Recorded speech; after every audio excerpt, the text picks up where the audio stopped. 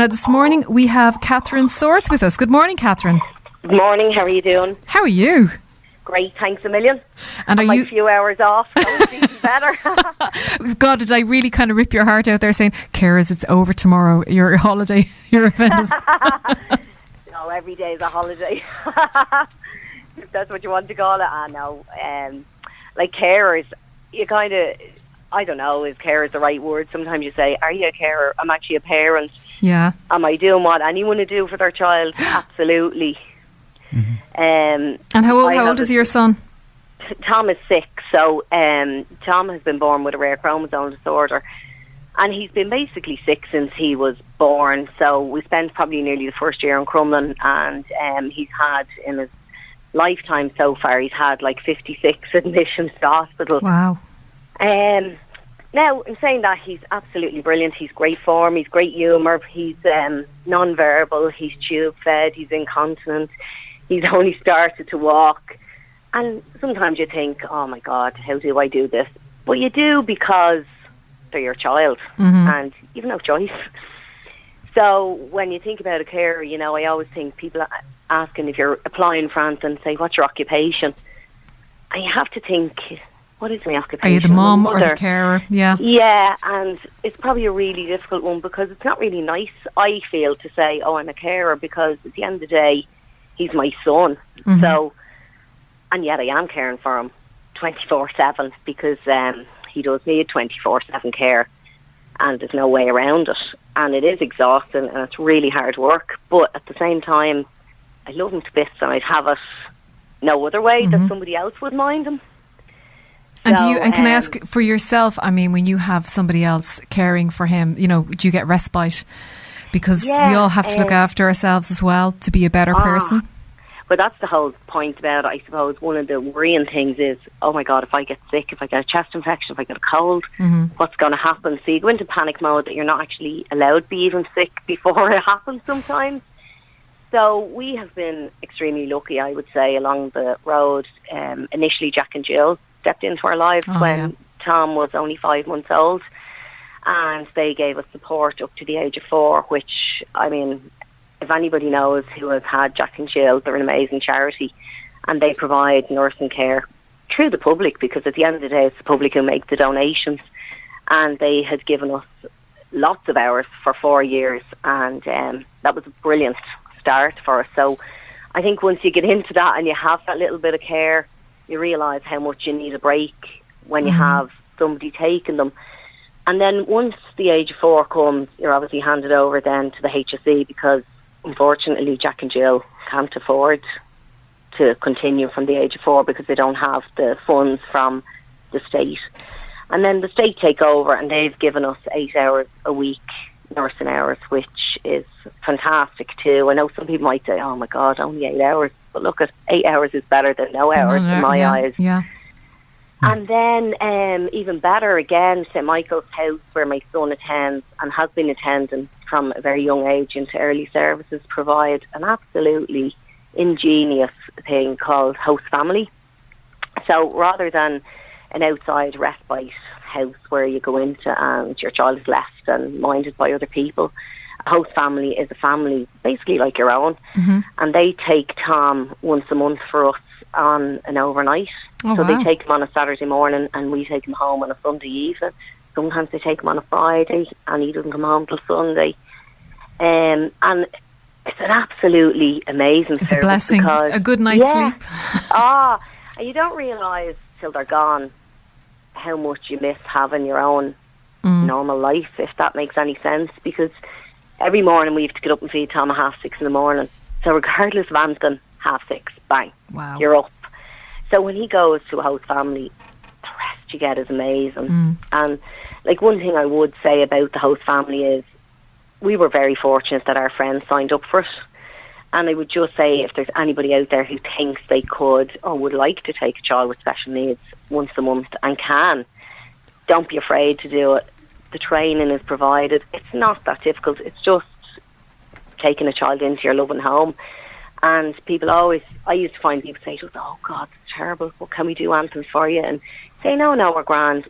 And we were lucky, this family who our friends said, can we do something? And they have, and for 2 years now, they're taking Tom. So, like, if there's anyone out there who has friends with special needs kids, or I would encourage them to talk to St. Michael's House, sign up, because they've no idea what it means to a family to do it. So that's just one little part of my respite. So it's fantastic. And this is Sebastian, Catherine. I just have a question. Obviously, your mother, you're Tom's mother, and obviously her care.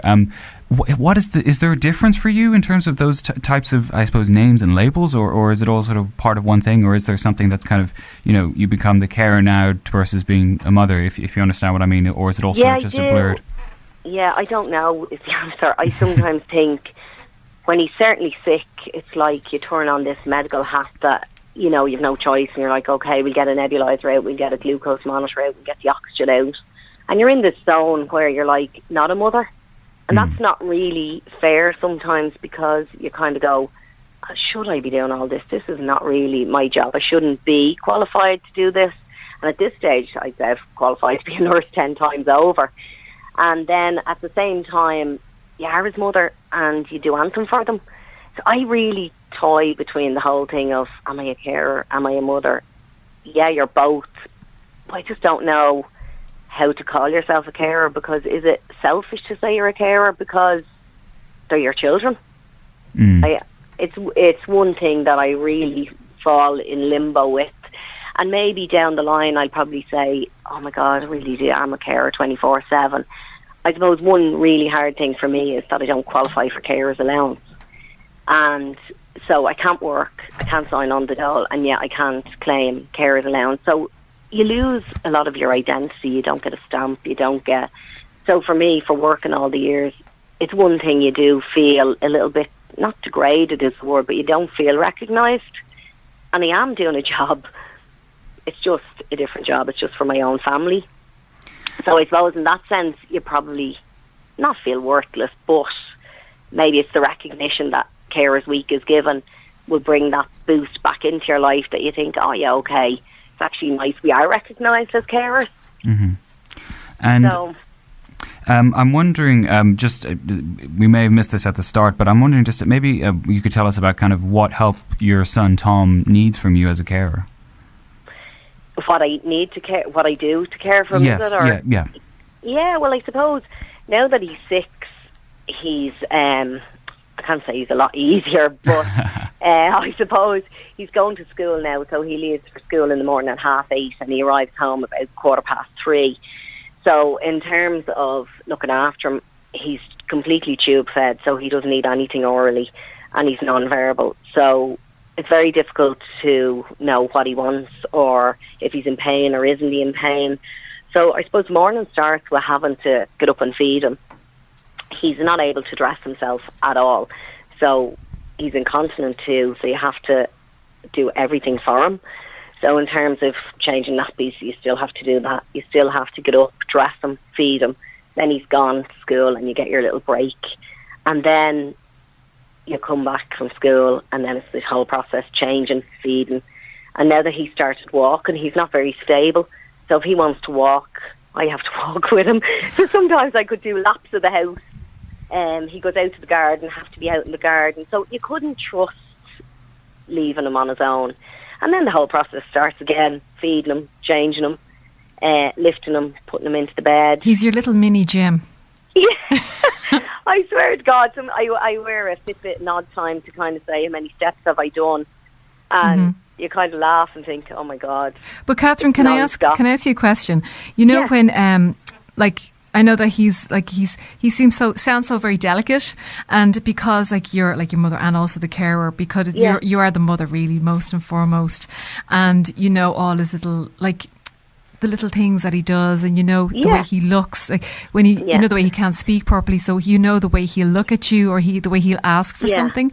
Do you get a bit, not, and I'm not saying the wrong way, but do you ever get a bit precious if you have to kind of give him over to somebody else who's never experienced handling him or being around him? You think, oh my God, I hope they do this right, and will they do that right? Has that fear ever gone through your mind? Yeah, all the time. Like, you know, you'd say, oh God, what if someone doesn't notice this? Or the only good thing about him is if he cries, you know there's something wrong, because he never cries. And other than that, he laughs 24/7. Sometimes you'd say, oh God, what if someone just doesn't watch him and lets him go and he falls? And like, it's happened, say, where he's fallen and somebody might be standing beside him, but it's not their fault. And I look at it like that. Anything that can happen to him could happen with me. So I suppose it's a real exit your comfort zone and just trust that people will get to know him. Because if you never let him go, I suppose it will never happen that someone will be able to help you and get to know him. We have a guy who minds him now. He's a nurse from the HSE, and he's absolutely adorable, and he adores him. And right from the minute he met him, he just got him, and he knew him. And I suppose if you're into that, I don't mean if you're into that kind of care, I suppose. But you have to be. No, you really have to be able to connect on a special needs type of way. But can I just ask as well, for the Care Alliance in Ireland, do you find that it's really helped you, and also other carers around Ireland, that they've really helped you in some way, you know, to get through what you're doing at the moment? Can I be truthfully honest with you and say I've never contacted them? Really? No. And this week kind of has been the first week in my whole life that I kind of thought, oh my God, should I get into that world of carers?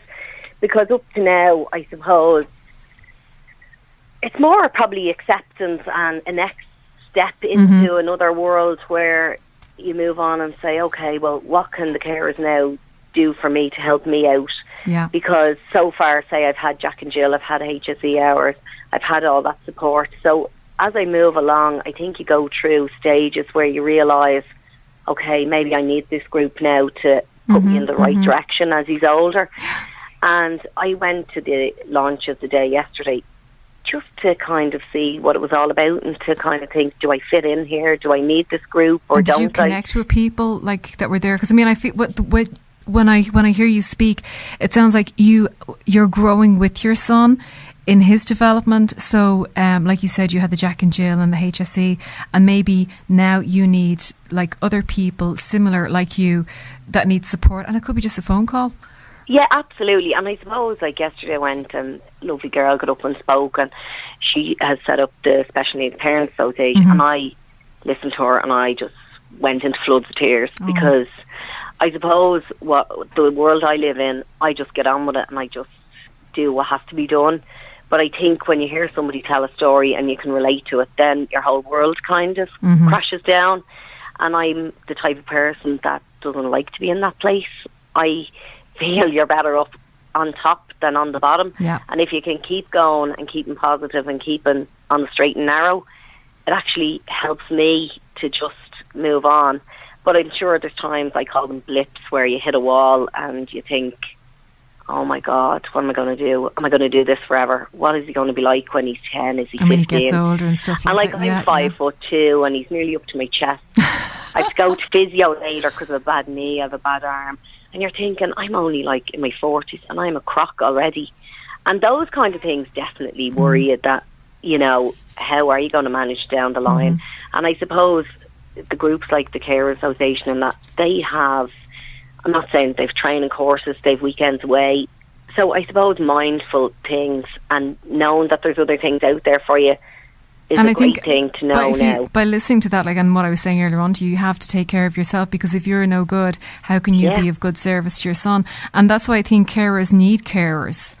Absolutely, you do. You need a bit of support, and you need to be able to say, oh, sure, look, I feel like that myself. And like, I've a few great friends, and we've just been on holidays with another family, and their daughter has special needs as well. And we had an absolute blast. But there is something about having families with children with disabilities in your life. It's really because you important. can bounce off them, and they can give you some inspiration, or, you or just there could be something human. they've gone through that you went, oh my God, I've never, you know, all those kind of light bulb moments. And that's it. And sometimes to be able to share different things, like her daughter loved listening to music. I probably wouldn't have played music on the iPad. I would have put on maybe Netflix or a movie or something. Whereas I realised, oh my God, now come here now. Listen, music. Catherine, I think the Netflix was just for you. I know that was your kind of get-out clause. Yeah, could you imagine? watching Curious George and Peppa Pig day in, day out. But I learned something from her. I learned, oh my God, he actually loves listening to music now. And it doesn't matter what type. So, it's really good to have positive friends around you. And I think if you go into that negativity, oh God, I wouldn't like to be there, because it could be very daunting, I would imagine, to be. But, it's hard work. But at the same time, I wouldn't change it for the world. Yeah.